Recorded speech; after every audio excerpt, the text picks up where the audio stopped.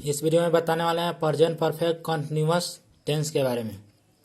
इसे बताएंगे इसका नियम पहचानने का नियम और ट्रांसलेशन बनाने का तरीका और प्रयोग इसमें बताने वाले हैं।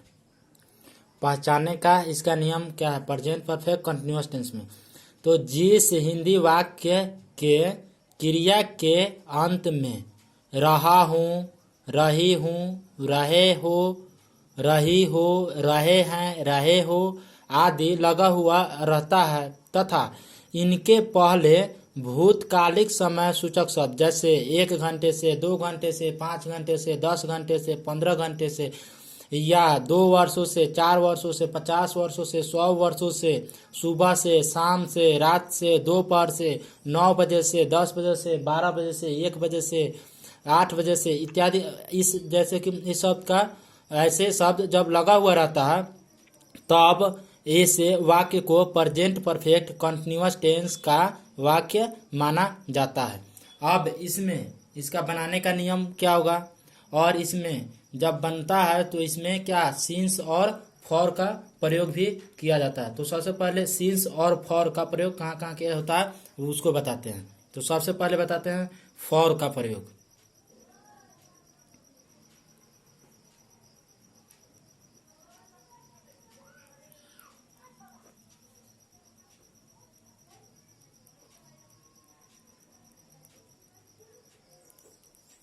फॉर का प्रयोग जब अवधि दी हुई रहती है तब किसका फॉर का प्रयोग किया जाता है। जैसे कितनी देर से, कितने समय से,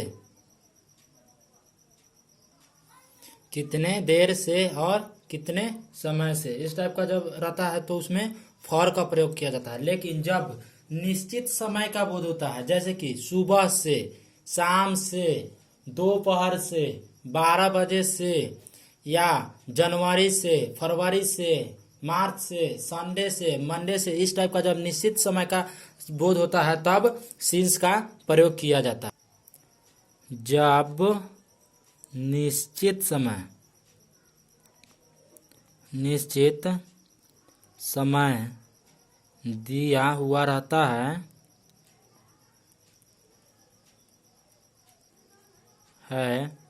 तब सिंस का प्रयोग किया जाता है।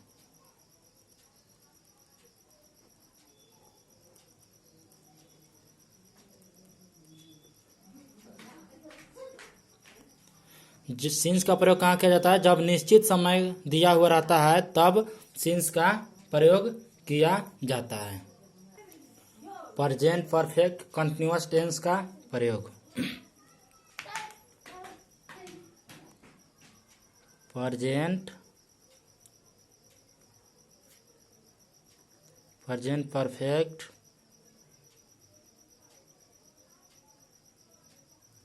कंटिन्यूअस टेंस का प्रयोग।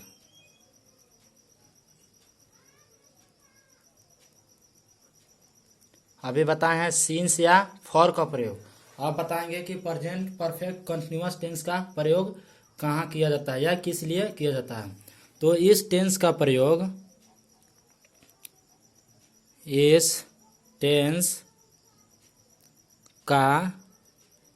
प्रयोग मुख्यतः उस कार्य या व्यापार को व्यक्त करने के लिए किया जाता है।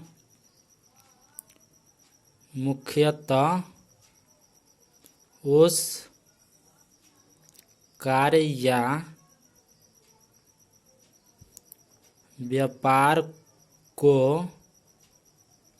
व्यक्त करने के लिए किया जाता है जो भूतकाल में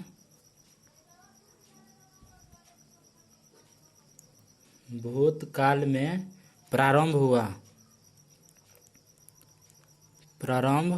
हुआ और अभी भी जारी है। प्रेजेंट परफेक्ट कंटिन्यूअस टेंस का प्रयोग कहाँ किया जाता है। तो इस टेंस का प्रयोग मुख्यतः उस कार्य या व्यापार को व्यक्त करने के लिए किया जाता है जो भूतकाल में प्रारंभ तो हुआ है लेकिन अभी भी जारी है।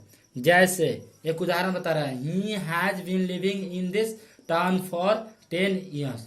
इसका हिंदी हो जाएगा, वह 10 वर्षों से इस शहर में रह रहा है। जैसे एक उदाहरण यहाँ पे दिखा रहे हैं, he has been living in this town for 10 years. इसका हिंदी हो जाएगा, वह 10 वर्षों से इस शहर में रह रहा है।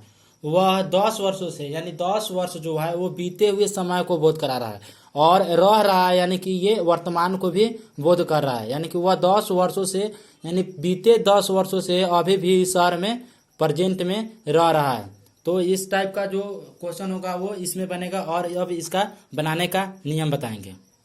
पहला फॉर्मूला होगा इसका कि सब्जेक्ट और उसके बाद हैज बीन या हैव बीन होगा, हैज बीन या हैव बीन, इस दोनों में से कोई एक होगा। सब्जेक्ट सबसे पहले, उसके बाद हैज बीन या हैव बीन, प्लस वर्ब के साथ आईएनजी लगाएंगे।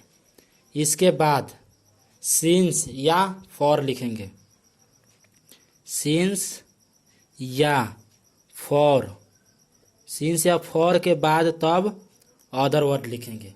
सबसे पहले क्या लिखेंगे, सब्जेक्ट, उसके बाद हैज या हैव बीन, हैज बीन लिखो या हैव बीन, जिसका जहाँ प्रयोग होगा, जिसमें हैव बीन का होगा उसमें हैव बीन, जिसमें हैज बीन होगा उसमें हैज बीन।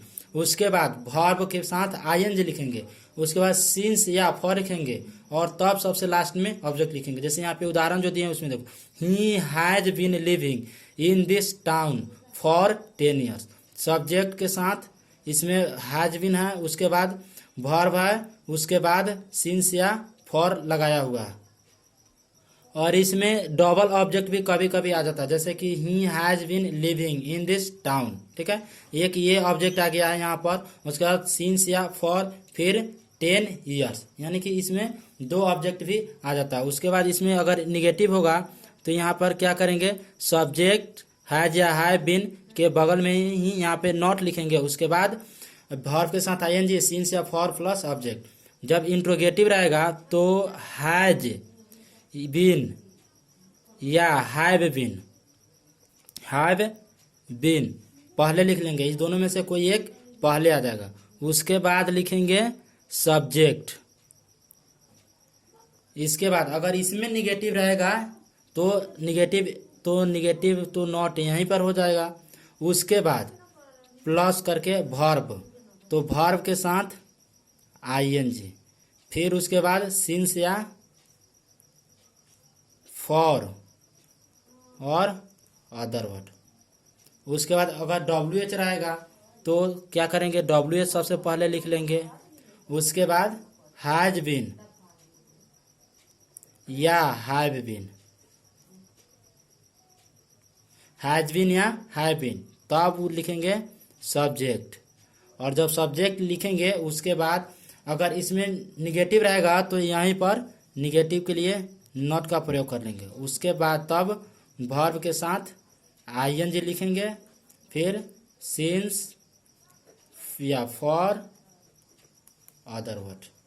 तो ये टोटल 6 हो गया। अगर निगेटिव रहेगा इसमें तो इसमें 2 होगा, इसमें 2 होगा और इसमें 2 होगा। तो 2 के लिए एक नॉट यहाँ पे बैठा दिए और एक नॉट इसमें निगेटिव के लिए बैठा दिए। और इसमें जब नॉट होगा तो ये जो वर्ब है ना, इससे पहले सब्जेक्ट प्लस हैज बीन या हैव बीन, और उसके बाद यहाँ पर नॉट हो जाएगा, यहाँ पर नॉट लिखेंगे, उसके बाद वर्ब के साथ आईएनजी लिखेंगे, उसके बाद सिंस या फॉर, और उसके बाद लास्ट में सबसे ऑब्जेक्ट लिख लेंगे। तो इस वीडियो का ये टोटल हो गया इस टेंस का। नेक्स्ट ये प्रेजेंट का टोटल चारों खत्म हो गया। प्रेजेंट के बाद अब बताएंगे पास्ट और तब फ्यूचर बताएंगे।